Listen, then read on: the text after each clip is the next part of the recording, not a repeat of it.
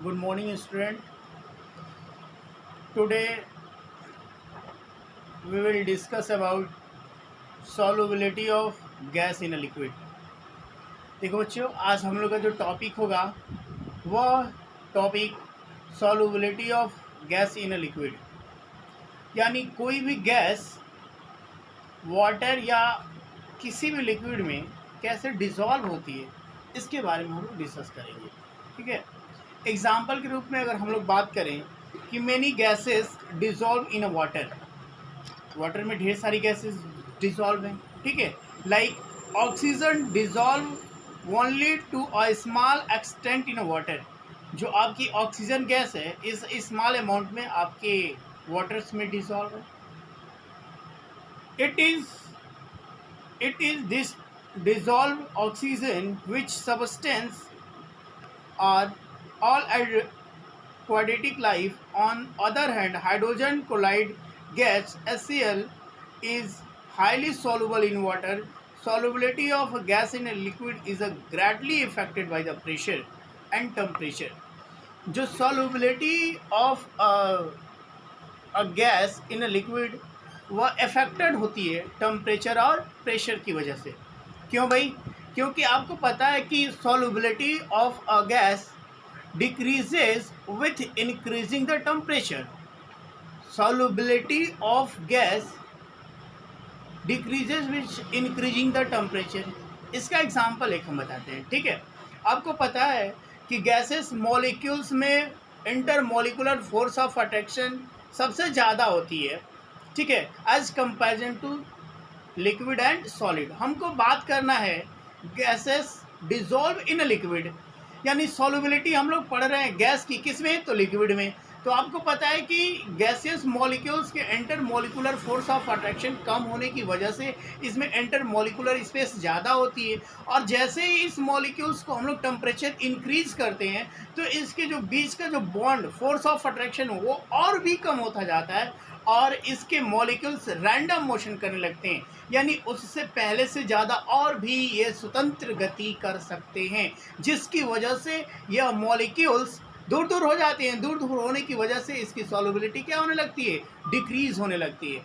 At last that means कि हम लोग ये कह सकते हैं कि when we increase the temperature of any gases solubility should be decreases. यानी अगर हम लोग किसी भी गैस की टेम्परेचर इंक्रीज कर रहे हैं तो उसकी सॉल्युबिलिटी क्या होगी? डिक्रीज करेगी। कंफर्म? उसी में आता है आपका प्रेशर। प्रेशर क्या है भाई? तो प्रेशर का मीनिंग यहाँ ये है कि solubility of a gas in a liquid increases with increasing the pressure. जिस तरह से आप लोग प्रेशर को जैसे जैसे इंक्रीज करते जाएंगे solubility of a gas in a liquid वैसे ही क्या होगी? इंक्रीज होगी। एक आप क्लास 11th में फिजिक्स में पढ़े होंगे बर्नौली थ्योरम, जिसमें एक आता है P equal to H D G, जहाँ एच जो है वह डेप्थ है, गहराई है। यानी आपने पढ़ा होगा कि जैसे ही हम लोग नीचे समुद्र में या नदी में जाते हैं तो जैसे ही गहराई बढ़ती है तो उस पर प्रेशर क्या होता जाता है? बढ़ता जाता है। दैट मीन्स कि ठीक अगर प्रेशर जितना ज़्यादा होगा सॉल्युबिलिटी भी उतना ही ज़्यादा होगी। इसी पर एक साइंटिस्ट जिसका नाम था हेनरी, इन्होंने एक अपना लॉ दिया। ठीक है, उनका लॉ क्या है? लॉ ये है कि the solubility of a gas in a liquid is directly proportional to the partial pressure of the gas above the surface of liquid. हम लोग बात करेंगे, बात ये है भाई कि हेनरी ने अपने लॉ में क्या कहा था कि जो सॉल्युबिलिटी है किसकी? गैस की, इन अ लिक्विड। किसमें भाई? तो लिक्विड में। यह डायरेक्टली प्रोपोर्शनल होती है पार्शियल प्रेशर, यानी एक कंटेनर देख रहे हैं आप लोग स्क्रीन पर कि एक कंटेनर है, कंटेनर पे ढेर सारी गैसेस लाइक ऑक्सीजन है, नाइट्रोजन है, हाइड्रोजन है। कहने का मीनिंग यहाँ ये है कि जिसका पार्शियल प्रेशर जितना ज़्यादा होगा उसकी सॉल्युबिलिटी भी उतना ही ज़्यादा होगी। डायरेक्टली प्रोपोर्शनल की मीनिंग है कि पार्शियल प्रेशर, यानी जो आपकी गैस वाटर सरफेस पर, यानी वाटर की जो सरफेस पर जितना प्रेशर एक्सर्ट करेगी, जितना ज़्यादा पार्शियल प्रेशर एक्सर्ट करेगी, उसकी सॉल्युबिलिटी भी उतना ज़्यादा होती है। तो इसका मीनिंग यही है कि जिस गैस का पार्शियल प्रेशर जितना ज़्यादा होगा, उसकी सॉल्युबिलिटी भी उतना ज़्यादा होगी। दैट मीन्स कि solubility of a gas in a liquid directly proportional to the partial pressure of gas above the liquid surface. किसी भी लिक्विड सरफेस के ऊपर जिस गैस का पार्शियल प्रेशर जितना ज़्यादा होता है, उसकी सॉल्युबिलिटी लिक्विड के अंदर उतना ही ज़्यादा होगी। ये बात कन्फर्म है। इसी को हम लोग थोड़ा सा उलट देते हैं, उल्टा कर देते हैं कि अगर जिस गैस का पार्शियल प्रेशर हम लोग बढ़ा रहे हैं, प्रेशर बढ़ रहा है, सॉल्युबिलिटी क्या हो रही है, बढ़ रही है। जब सॉल्युबिलिटी बढ़ रही है तो नंबर ऑफ मोल्स बढ़ रहे हैं, जब नंबर ऑफ मोल्स बढ़ रहे हैं तो मोल फ्रैक्शन भी बढ़ रहा है। बढ़ रहा है कि नहीं? धीरे धीरे उसकी मात्रा ज़्यादा होने लगेगी तो नंबर ऑफ मोल्स ज़्यादा होंगे, जब नंबर ऑफ मोल्स ज़्यादा होंगे तो उनके मोल फ्रैक्शंस भी ज़्यादा होंगे। दैट मीन्स किसी को थोड़ा सा हम लोग उलट देते हैं। क्या उलट देते हैं भाई? कि partial pressure of gas above liquid surface is directly proportional to mole fraction of a gas in a liquid. Mole fraction of a gas in a liquid यानी किसी भी गैस का जो पार्शियल प्रेशर है, यानी किसी भी गैस के गैसियस सरफेस पे जो पार्शियल प्रेशर है, जो सरफेस पे पार्शियल प्रेशर होगा, वह डायरेक्टली प्रोपोर्शनल होगा किसके? तो मोल फ्रैक्शन के। यानी फिर से एक बार वंस अगेन रिपीटेड, ध्यान से सुनिएगा। देखो बेटा कि अगर जिस गैस का पार्शियल प्रेशर जितना ज़्यादा होगा, उसकी सॉल्युबिलिटी भी उतना ज़्यादा होगी। ठीक है, यानी जितनी उसकी सॉल्युबिलिटी ज़्यादा होगी, दैट मीन्स कि उसकी सॉल्युबिलिटी ज़्यादा होने पे नंबर ऑफ मोल्स इंक्रीज करेंगे। जब नंबर ऑफ मोल्स इंक्रीज करेंगे तो मोल फ्रैक्शन भी इंक्रीज करेगा। तो वही कह रहे हैं कि पार्शियल जो प्रेशर है of gas above liquid surface is directly proportional to the mole fraction of a gas in a liquid. Mole fraction of a gas in a liquid. उसी को नीचे मैथमेटिकल स्टेटमेंट लिखा हुआ है कि P डायरेक्टली प्रोपोर्शनल टू, ये जो है मोल फ्रैक्शन की साइन जीटा बोलते हैं, जिसको हम लोग क्या बोलते हैं? जीटा। पीछे प्रीवियस वीडियो लेक्चर्स में हम लोग इसके बारे में डिस्कस कर चुके हैं। कंसंट्रेशन टर्म जब हम लोग पढ़े थे तो वहाँ हम लोग पढ़े थे मोल फ्रैक्शन क्या होता है। ठीक है, तो वहाँ ये साइन यूज हुई थी जिसको हम लोग बोलते हैं zeta, gases in a liquid. यहाँ ये P equal to K H zeta, where K H is known as Henry constant. K H का नाम क्या है भाई? Henry constant. P क्या है? पार्शियल प्रेशर है। और जीटा यहाँ क्या है? तो जीटा जो होता है वह मोल fraction of a gas in a liquid. Mole fraction of a gas in a liquid है। कंफर्म? इतनी बातें। यह इम्पोर्टेंट लॉ है, इसको आप लोग ध्यान से देखेंगे, समझने का प्रयास करेंगे। कंफर्म?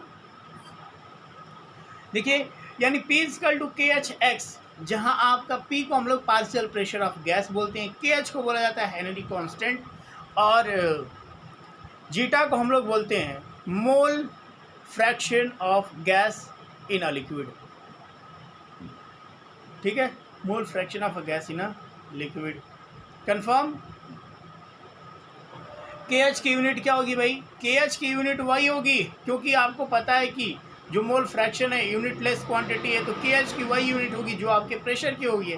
तो प्रेशर की एटीएम होता है, बार होता है, mmHg होता है। ठीक है, graphical representation of Henry law. अगर एक्स एक्सिस को हम लोग मोल फ्रैक्शन मान लें और वाई एक्सिस को पार्शियल प्रेशर मान लें, तो जो स्लोप है, स्लोप का मतलब m, यानी दैट मीन स्लोप मतलब होता है tan थीटा, और tan theta is equal to perpendicular upon base, और परपेंडिकुलर पार्शियल प्रेशर है, बेस क्या है भाई? मोल फ्रैक्शन है, जीटा है। तो ये क्या होता है? ये तो हेनरी कांस्टेंट ही आएगा। यानी के H depend on nature of gases. जो आपका के एच है, के एच का मतलब हेनरी कांस्टेंट जो है वह डिपेंड करता है किस पर? नेचर ऑफ गैस पे भी, सॉल्यूट पे भी, सॉल्वेंट पे और टेम्परेचर पे। आपको एक डाटा नीचे लिखा हुआ है, स्क्रीन पे आप लोग को दिख रहा होगा कि K H for different gases in a water at 20 degree Celsius. Gas दी हुई है, हीलियम है, नाइट्रोजन है, हाइड्रोजन है, ऑक्सीजन है।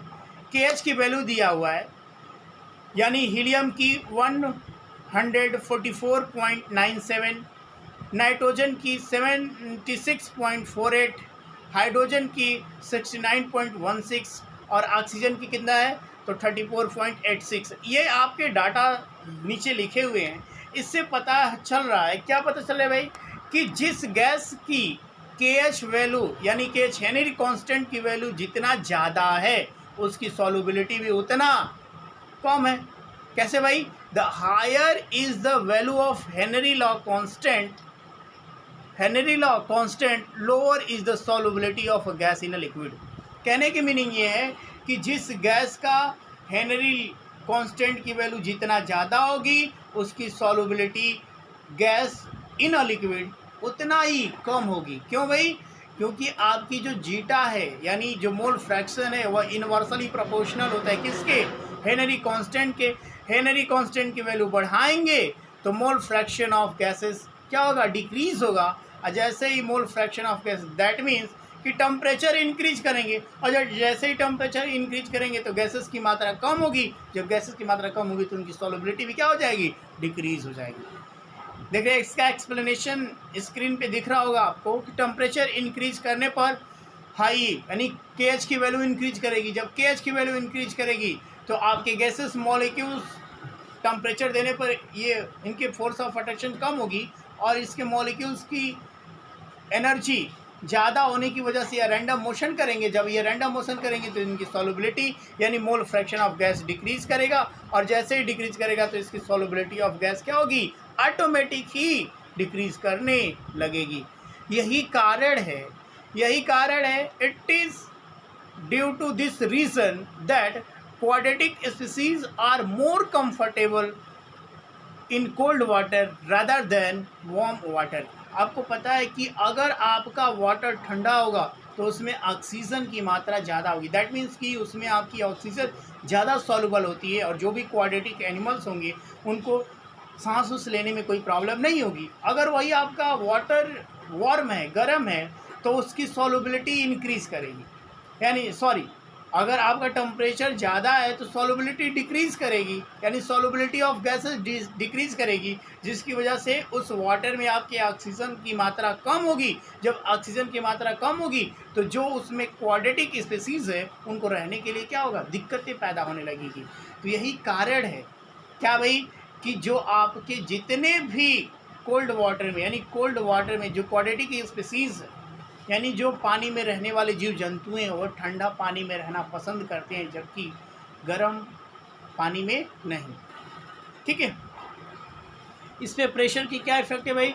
तो आपको पता है कि प्रेशर फॉल करेगा, यानी प्रेशर फॉल करेगा तो सॉल्युबिलिटी भी डिक्रीज करेगी। अगर प्रेशर हाई है तो सॉल्युबिलिटी भी हाई है, क्योंकि आपको पता है कि प्रेशर और सॉल्युबिलिटी यानी pressure of a gas is directly proportional to solubility. Application, इसके कुछ एप्लीकेशन है। पहला एप्लीकेशन ये है कि आपने ये देखा होगा, to increase the solubility of a carbon dioxide in soft drink and soda water, the bottle is select under the high pressure. आपने स्प्राइट या पेप्सिको या फिर कोको कोला देखा होगा। जैसे ही स्प्राइट को या फिर किसी भी कोको कोला या फिर ड्यू जो भी है, आप लोग इसको ग्लास में जैसे ही हम लोग क्या करते हैं उड़ेलते हैं, तो आपने देखा होगा कि उसमें एक बबल टाइप के ऊपर बबल्स टाइप के निकलते रहते हैं। वो उसमें से आपकी कार्बन डाइऑक्साइड गैस ही क्या होती है? रिलीज होने लगती है। ठीक है, और वो हाई प्रेशर पे उसमें क्या की गई है? फिल की गई है।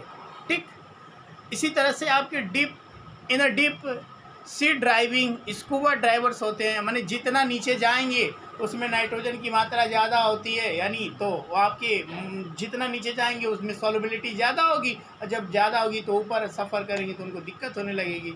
तमाम तरह के एग्जांपल्स हैं, आप लोगों इस एग्जांपल्स को आप पढ़ेंगे, थोड़ा सा ध्यान रखेंगे एप्लीकेशंस के बारे में। कंफर्म है? थोड़ा सी इसके लिमिटेशन के बारे में ध्यान रखेंगे कि हेनरी लॉ का लिमिटेशन क्या है। तो हेनरी लॉ का जो लिमिटेशन है, Henry law holds good it following conditions are fulfilled. पहला, the pressure is not too high, pressure अत्यधिक नहीं होना चाहिए। The temperature is not very low, और टेम्परेचर ना बहुत कम होना चाहिए। The gas does not chemically combine with the solvent, जो आपकी गैसेस है वह सॉल्वेंट के साथ केमिकली कंबाइन नहीं होनी चाहिए। अगर कंबाइन हो जाएगी तो कोई दूसरा प्रोडक्ट फॉर्म कर लेगी, जिसकी वजह से वह सॉल्युबिलिटी रही नहीं जाए। ठीक है, तो इतनी बारे पे आप लोग ध्यान रखेंगे। तो इस पूरे टर्म में, दोनों वीडियोस में, प्रीवियस वीडियो और इस वीडियो में, हमने ये पढ़ा है सॉल्युबिलिटी।